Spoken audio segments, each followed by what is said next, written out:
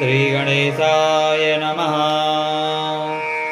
श्रीदुर्गाष्टोत्तरशतनामस्तोत्रम्। ईश्वर उवाच शतनाम प्रवक्ष्यामि शृणुष्व कमलानने। यस्य प्रसादमात्रेण दुर्गा प्रीता भवेत्सती।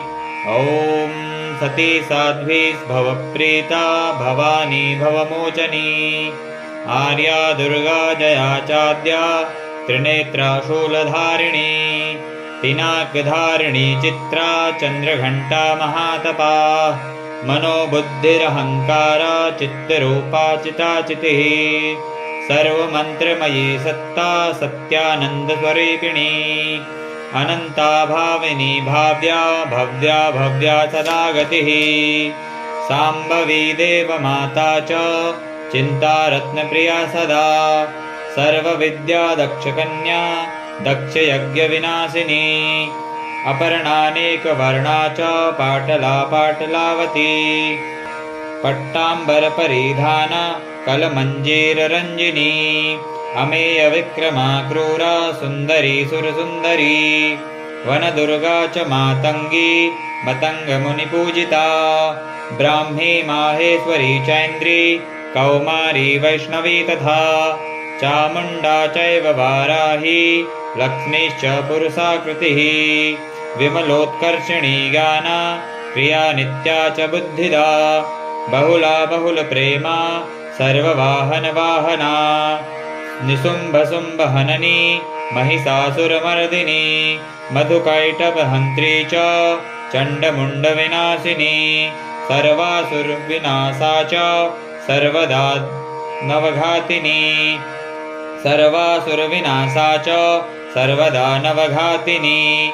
सर्वशास्त्रमयी सत्ता सर्वात्र धारिणी तथा।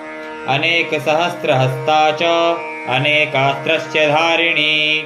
कुमारी चैककन्या च कैशोरी युवती यतिः। अप्रौढा चैव प्रौढा च वृद्धमाता बलप्रदा। महोदरी मुक्तकेशी घोररूपा महाबला। अग्निज्वाला रौद्रमुखी कालरात्रिस्तपस्विनी।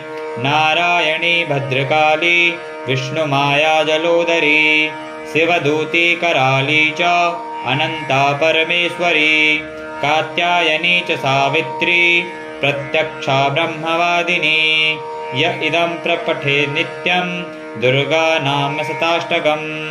नासाध्यं विद्यते देवी त्रिषु लोकेषु पार्वती। धनं धान्यं सुतं जायां हयं हस्तिनमेव च। चतुर्वर्गं तथा चान्ते लभेन्मुक्तिं च शाश्वतीं। कुमारीं पूजयित्वा तु ध्यात्वा देवीं सुरेश्वरीं। पूजयेत्परया भक्त्या पठेन्नाम शताष्टकं। तस्य सिद्धिर्भवेद्देवी सर्वैः सुरवैरपिः। राजानो दासतां यान्ति राजश्रियमवाप्नुयात्। गोरोचनालक्तकुङ्कुमेन सिन्दूरकर्पूरमधुत्रयेण विलिख्य यन्त्रं विधिना विधिज्ञो भवेत् सदा धार्यते पुरारिः। भौमावास्यानि सामग्रे चन्द्रे शतभिषां गते। विलिख्य प्रपठेत् स्तोत्रं स भवेत् सम्पदां पदम्। श्रीदुर्गाष्टोत्तरशतनामस्तोत्रम्।